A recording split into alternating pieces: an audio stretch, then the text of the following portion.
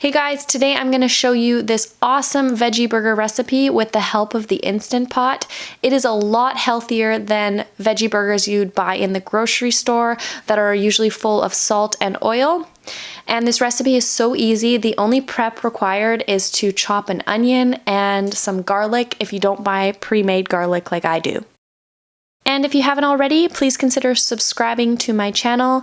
That would mean a lot. So let's get into the video. Okay, so the ingredients are really minimal and they're probably things that you already have in your kitchen. So this is a super easy recipe.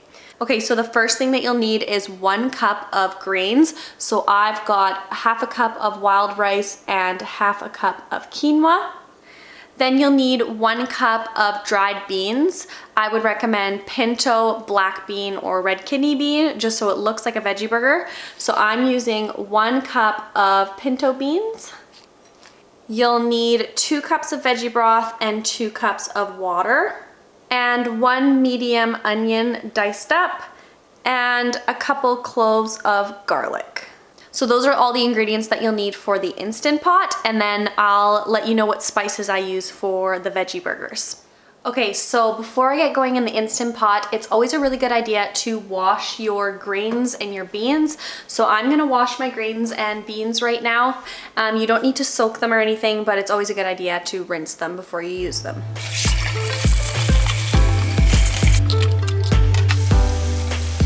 Okay, next we're gonna use the Instant Pot. So I'm assuming that if you're watching this video, you probably have an Instant Pot. But if you don't, an Instant Pot is an electric pressure cooker, and it is seriously the best appliance ever. It cooks potatoes, legumes, grains in no time, and you can make excellent soups, chilies, stews. It's just an excellent appliance that saves so much time. And on your Instant Pot, it's not only a pressure cooker, but it's also a sautéer, a slow cooker, and those are pretty much the only options that I use on it. But so now I'm gonna sauté the onions and garlic just to release some of those flavors for a few minutes, and then I'll add the rice and beans. Okay, so here's the sauté button. It's just gonna warm up the pan, and I'm going to add in the onions. There it goes. And the garlic. And as many of you know, I don't use oil in my cooking, so it's nice to add a little bit of veggie broth, or you can just use water to prevent sticking. So once the onions are a good translucent color, you can add your beans and rice and your 4 cups of liquid.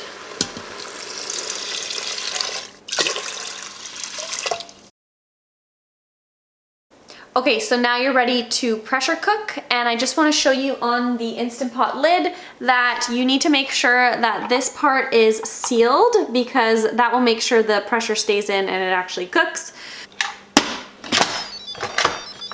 So turn your sauté mode off, and then you want to put it on manual high pressure for 35 minutes.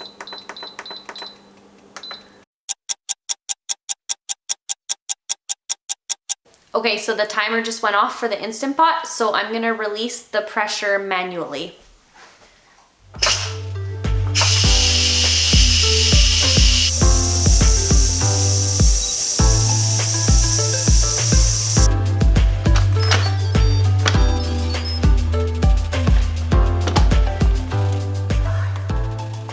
So you're gonna wanna let that cool down for a little bit, probably a few hours, and then we'll get ready to assemble the patties. Okay, so I've waited a few hours so the burger patties will not burn my hands, and if you need to wait a full day, you can do that too. So now I'm going to preheat my oven to 350 degrees Fahrenheit. Okay, so before I assemble the burgers, I'm going to add some spices and a thickening agent. So I've got half a cup of ground flax seeds, and you can put whatever spices you want. I've got a tablespoon of oregano, a teaspoon of thyme, half a teaspoon of smoked paprika, and a 1/4 teaspoon of pepper. You could also add some salt if you'd like, or whatever spices you think will be good in a burger patty.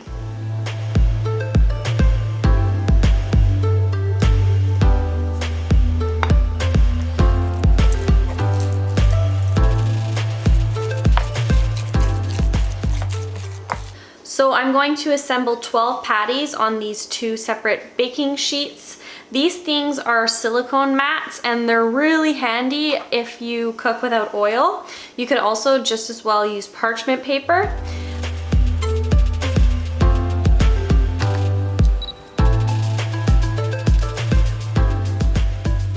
So I'm gonna cook these patties for 20 minutes on one side and then flip them over and cook them for probably another 15 minutes on the other side.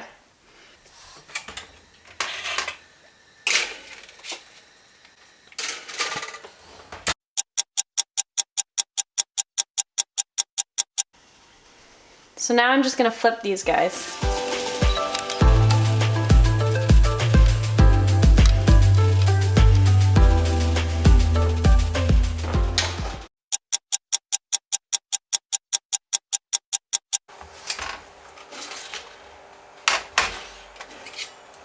So you can tell that they're done when they're a little bit golden in color.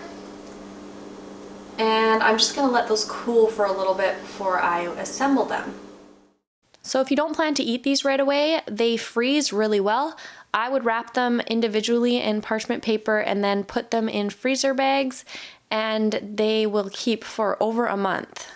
An easy way to reheat the veggie burgers is to just put them in a frying pan for a couple minutes on each side.